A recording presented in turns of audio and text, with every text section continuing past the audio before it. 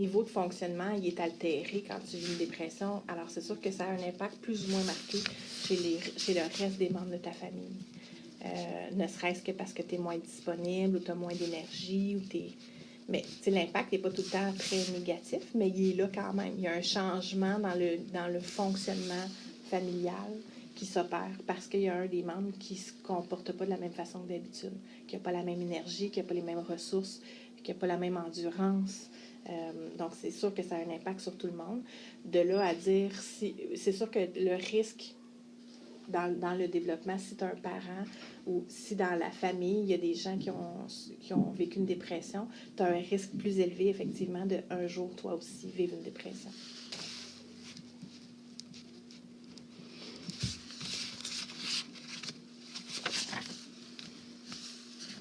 Comment la dépression est perçue par les enfants?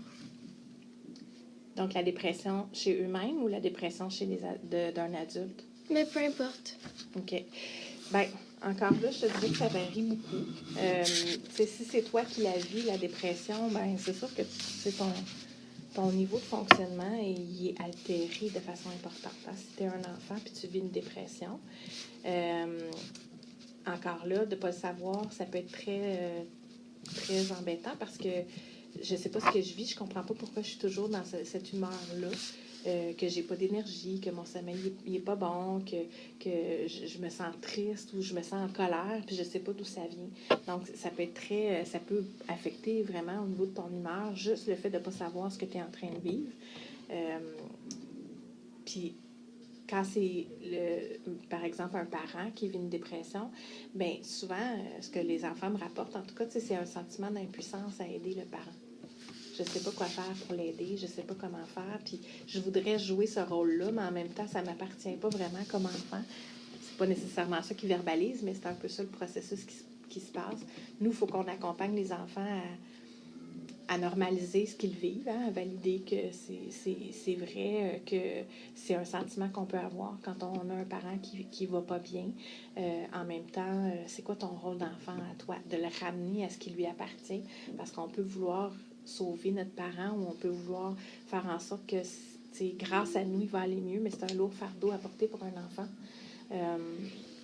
Donc, souvent, ils ont besoin d'être accompagnés là-dedans pour justement revenir à ce que eux, c'est quoi leur rôle d'enfant, puis de les assurer que les parents vont faire ce qu'ils ont à faire pour aller mieux. OK. Et comment les enfants peuvent aider un ami qui est dépressif? Bien, je te dirais que je pense que souvent, c'est les premières personnes qui vont détecter que leur ami ne va pas bien, parce qu'ils les connaissent plus intimement. C'est la même chose avec l'anxiété. Dans le fond, tantôt, tu me posais la question, mais une des choses que les amis peuvent faire, c'est venir en parler à un adulte qui va pouvoir aider leur ami. Oui, d'être là pour son ami, mais encore là, tu sais, comme je te disais tout à l'heure, le rôle de l'enfant, c'est quoi par rapport à ça? Est-ce que c'est d'être là puis de le sauver, de le guérir, de l'accompagner à chaque étape? Pas nécessairement. D'être là pour lui, oui, de l'entendre, de l'écouter, oui, ça c'est bien, mais c'est aussi d'aller référer à quelqu'un qui va vraiment pouvoir accompagner l'enfant. Ça, je pense que ce serait le rôle clé à jouer, là. Souvent, nous, on a des références par d'autres enfants, puis c'est ça qui nous permet de voir, oui, le prof l'avait un petit peu vu, mais pas tant que ça, il ne connaît pas, c'est le début de l'année, c'est un nouvel élève, alors que les amis le connaissent depuis plusieurs années. Et ça c'est un bon facteur de protection d'avoir un ami comme ça qui vient nous dire « Hey, je t'allume une cloche, mon ami ne file pas bien. » Fait que c'est une bonne façon d'aider. OK. C'est quoi les comportements typiques d'un enfant dépressif? Chez les enfants et les adolescents, ce qu'on peut voir, c'est qu'ils peuvent être plus irritables que tristes. C'est comme s'il y a une intolérance à la frustration. C'est des enfants qui peuvent faire des crises intenses, fréquentes. Ils peuvent avoir de l'agressivité verbale et physique. On peut voir aussi un manque d'intérêt pour les activités scolaires. C'est comme les premières activités là, qui sont touchées, les activités scolaires. Fait que, manque d'intérêt, peu de concentration, une chute dans les résultats scolaires, de l'absentéisme qu'on ne voyait pas avant. ils peuvent avoir des plaintes somatiques. Là, justement, j'ai mal au ventre, j'ai mal à la tête, j'ai mal à quelque part. Ouais. Fait que c'est pas mal ça qu'on peut observer. Fait que, tu sais, c'est pas détectable là, juste par la tristesse de l'enfant. Il peut y avoir aussi des manifestations comportementales qui nous indiquent qu'il y a quelque chose qui va pas chez l'élève. Là. OK. C'est quoi les causes de la dépression chez un enfant? En fait, à l'adolescence, là, comme je disais tout à l'heure, là, on a un taux plus élevé de dépression chez les filles que chez les garçons. Puis après ça, ça demeure vrai là, pour le reste de la vie. L'arrivée de la puberté, c'est un facteur de risque, puisqu'on accorde une grande importance à l'image corporelle pendant cette période-là. Puisque aussi les amis deviennent importants, puis que des fois, ça va pas aussi bien qu'on voudrait, ou on sait pas c'est quoi notre place au sein de notre groupe d'amis, mais ça prend vraiment plus d'importance à cette époque-là. Fait que ça peut contribuer à un sentiment de une humeur qui est plus triste ou qui est plus instable. Comme je te disais tout à l'heure, s'il y a des troubles dépressifs dans la famille, ben ça peut être un facteur de risque dans le fond. Que toi, tu es plus à risque de vivre une dépression là, dans ton développement. Il semblerait qu'il y ait une vulnérabilité génétique par rapport à la dépression. Donc, que dans le fond, tu as une prédisposition à vivre un trouble dépressif. Non, c'est ça. Est-ce que ça peut être aussi des enfants en bas de la puberté, comme plus jeunes? Oui, il y en a, comme je te disais, mais c'est plus rare. Okay. Ouais, c'est vraiment plus à l'arrivée de... C'est ceux qu'on a eu, nous, là, ils étaient 5e, 6e année, là, ils allaient commencer la puberté, ou c'était un petit peu entamé. Avant ça, souvent, ça va être des enfants qui vont avoir un vécu beaucoup plus lourd, là, avec des situations familiales, peut-être un syndrome de stress post-traumatique, avec une histoire de vie très difficile. Là, on va voir des symptômes dépressifs. Mais c'est dans mon contexte là, de travail, là, j'en vois moins. OK.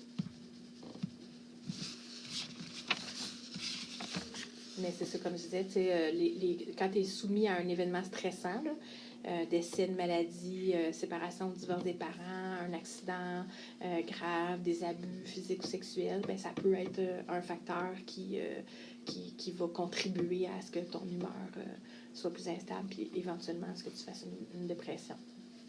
Est-ce que les enfants d'un parent dépressif vont voir facilement que leur enfant a de la misère? Bien, ils vont le voir dans la mesure où il y a un changement qui s'opère chez le jeune.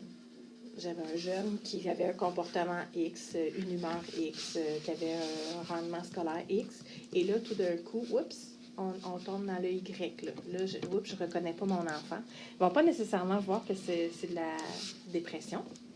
Surtout avec les comportements que je t'ai nommés tout à l'heure, de l'irritabilité puis de l'agressivité, ben, on ne va pas nécessairement associer ça à une dépression. Donc, il y a certains parents qui le voient.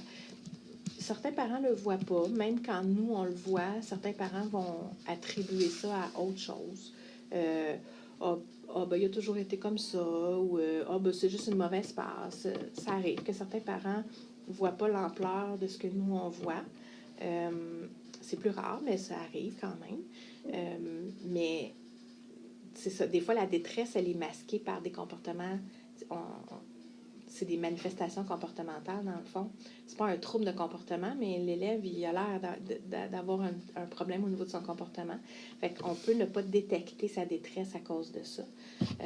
Et même les adultes, pas juste les parents, là, même les intervenants, il faut creuser là, des fois pour vraiment sentir que c'est un enfant en détresse puis qu'il est peut-être à risque de faire une dépression ou il y a plusieurs facteurs là, qu'il faudrait contrôler ou qu'il faudrait l'accompagner là-dedans pour qu'il s'en aille pas vers une dépression. Donc, moi, c'est pas si facile que ça. C'est une bonne question. Et dernière question. Les parents, est-ce qu'ils acceptent facilement que leur enfant ait souffre de dépression? C'est très variable. Il y a des parents qui sont beaucoup dans l'acceptation, dans l'accueil, dans l'accompagnement, puis ça leur ça leur cause beaucoup de peine, d'inquiétude, d'incertitude, mais ils vont accepter que leur enfant souffre de dépression. Puis il y a d'autres parents que, pour toutes sortes de raisons, pour eux, c'est un non-sens. Mais trop jeune pour faire une dépression, il n'y a rien vécu encore qui pourrait justifier qu'ils vivent une dépression. C'est plus difficile à accepter, mais je te dirais que c'est vrai pour toutes les problématiques. De faire le deuil d'un enfant qui n'a pas de difficulté, ça peut être dur pour certains parents. Tant au niveau de la santé mentale que ça peut être aussi un trouble d'apprentissage, ça peut être aussi un trouble du spectre de l'autisme. C'est très varié. Quand tu as un enfant qui vit un problème particulier, tu as des deuils à faire comme parent parce que, comme parents, on a tous l'idéal de l'enfant qui va bien, qui apprend bien, qui a des amis, qui est à l'aise socialement, etc., etc. Et donc, quand ton enfant se rend, pas se rend, mais vit de l'anxiété marquée ou vit une dépression, pour un parent, ça peut être certains deuils à faire ou ça peut être tellement insécurisant que c'est difficile à accepter, puis on préfère penser que c'est probablement autre chose ou ça va se placer, ça va bien aller. Fait que c'est le travail aussi. C'est sûr que nous, nos premiers clients, c'est les enfants, dans le fond, avec qui on travaille le plus, mais nos clients, c'est aussi les parents.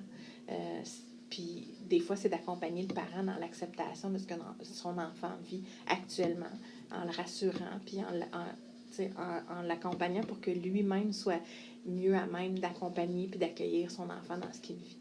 Okay. Fait que c'est très variable. Ben, c'est bien.